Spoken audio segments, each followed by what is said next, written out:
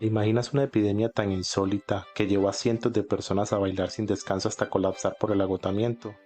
Suena a leyenda o a una escena de película, pero ocurrió de verdad en el año 1518, en la ciudad de Estrasburgo, donde la gente empezó a bailar y no podía parar. Bienvenidos a Umbral de la Historia. En este episodio desvelaremos los detalles de este extraño brote conocido como la plaga del baile. Exploraremos las posibles causas y conoceremos el contexto social y religioso que pudo desencadenarla. Para comprender mejor esta historia, debemos situarnos en la Europa de principios del siglo XVI. Estrasburgo, en la región de Alsacia, pertenecía entonces al Sacro Imperio Romano Germánico. Era una ciudad próspera por su posición comercial estratégica, pero también atravesaba un periodo de crisis, sequías, hambrunas y tensiones políticas entre la Iglesia y los reformadores religiosos empezaban a sacudir el continente. Muchos campesinos vivían en la pobreza y las tensiones sociales podían convertirse fácilmente en estallidos colectivos. El conocimiento médico de la época era limitado, las enfermedades se explicaban tanto por la ira divina como por supersticiones. La población atribuía muchos males a brujas, demonios o pecados no expiados. El ambiente estaba cargado de temores y creencias místicas. Estas condiciones formaban el caldo de cultivo perfecto para fenómenos de histeria colectiva que en otras circunstancias no parecerían imposibles. El detonante de esta extraña epidemia aparentemente fue una mujer llamada Frau Trophy. Una mañana de julio de 1518 salió a la calle y empezó a bailar sin descanso. Sus movimientos no eran alegres ni festivos, sino más bien compulsivos y casi desesperados. Al cabo de unos días, otras personas se unieron inexplicablemente a esta danza incesante. Según algunos informes, Frau Trophy bailó durante varios días sin apenas comer ni dormir, lo que atrajo la atención de vecinos y autoridades. Varios curiosos se apiñaron para observarla y algunos, por razones desconocidas, comenzaron a imitarla o se vieron contagiados por la misma urgencia de bailar.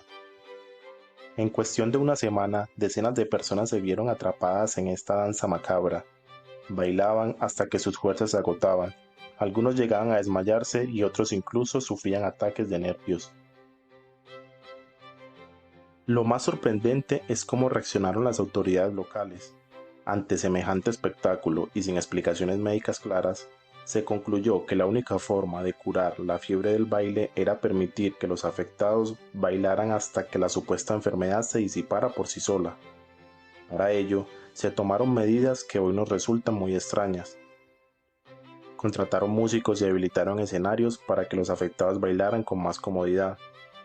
Se cerraron algunas calles para que los bailarines no se dispersaran por toda la ciudad. Se promovió una especie de terapia de choque. Pensaban que si bailaban lo suficiente se liberarían del mal que los afligía. Estas medidas no fueron de mucha ayuda y al contrario el fenómeno se intensificó. Muchos curiosos se acercaban para mirar o incluso unirse. Algunos historiadores creen que ello agravó la sugestión colectiva, alimentando la idea de que algo sobrenatural estaba sucediendo. En pocos días, se hablaba de más de un centenar de personas bailando sin tregua. El calor del verano y la falta de hidratación llevaron a que algunos sufrieran derrames cerebrales o ataques cardíacos. Pero, ¿cuál fue la razón de esta epidemia de baile?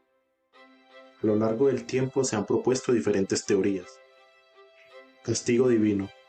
En el siglo XVI, muchos atribuyeron el fenómeno a la ira de algún santo, especialmente San Vito, a quien se asociaba con córeas y movimientos incontrolables.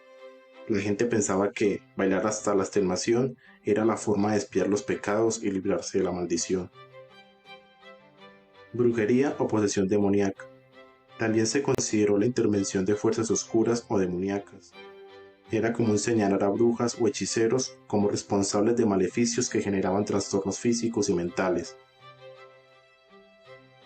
Histeria colectiva por estrés y crisis. En la actualidad, muchos historiadores y psicólogos sociales apuntan a que la plaga del baile pudo ser un caso extremo de psicogénesis colectiva.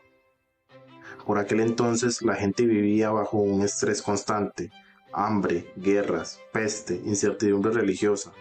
y esto podría desencadenar reacciones psicológicas masivas. Recordemos que el cerebro humano reacciona al estrés y la sugestión de formas muy peculiares. Cuando una sociedad está al borde del colapso, pueden surgir comportamientos colectivos inexplicables. Envenenamiento por cornezuelo del centeno. Esta teoría sugiere que un hongo que crece en cereales, particularmente el centeno, produce sustancias alucinógenas similares al LSD. El consumo de pan contaminado podría provocar espasmos, alucinaciones y comportamientos fuera de control. Sin embargo, muchos investigadores consideran que esta explicación no encaja del todo con la coreografía duradera de la epidemia. Antes de 1518 existían reportes de danzas compulsivas en Europa. En 1374, en ciudades de Rin, también hubo brotes similares que los cronistas registraron como demoníacos. Este antecedente hace pensar en patrones cíclicos de histeria colectiva en épocas de crisis. Poco a poco, la plaga del baile fue apagándose tan misteriosamente como había comenzado. A las autoridades les preocupaba el creciente número de enfermos y las muertes por agotamiento. Finalmente, optaron por cambiar de estrategia. En lugar de fomentar el baile, ordenaron detener la música y aislar a los afectados. Además, varios de los más afectados fueron llevados a un santuario dedicado a San Vito, con la esperanza de que oraciones y rituales los liberaran del hechizo. Se cree que la combinación de encierro, descanso forzado y la intervención religiosa contribuyó a que la gente dejara de bailar. Con el paso de las semanas, los casos disminuyeron hasta desaparecer. Sin embargo, el suceso quedó grabado en la memoria colectiva como una advertencia del poder de la sugestión y la influencia de la psique humana en épocas turbulentas. La plaga del baile de 1518 es un episodio histórico que aúna superstición, desconocimiento médico y el enorme impacto que las tensiones sociales pueden tener en la mente colectiva. ¿Fue un castigo divino, brujería o tan solo el resultado de una sociedad desesperada? Aunque nunca tendremos una respuesta definitiva, lo que sí sabemos es que la mente humana y el ambiente cultural de una época puede desencadenar comportamientos sorprendentes. La historia de estos bailarines involuntarios nos invita a reflexionar sobre cómo reaccionamos ante las crisis y los temores. En un mundo bombardeado de información y a veces desinformación, vale la pena mirar al pasado y recordar que cuando las condiciones son extremas, los fenómenos colectivos pueden tomar formas muy inesperadas.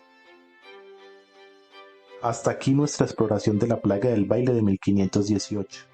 Si te ha gustado este viaje en el tiempo, no olvides suscribirte a Umbral de la Historia, darle a me gusta y activar las notificaciones. En el próximo episodio seguiremos descubriendo otras historias fascinantes que nos permiten entender mejor el pasado y, por qué no, nuestro presente.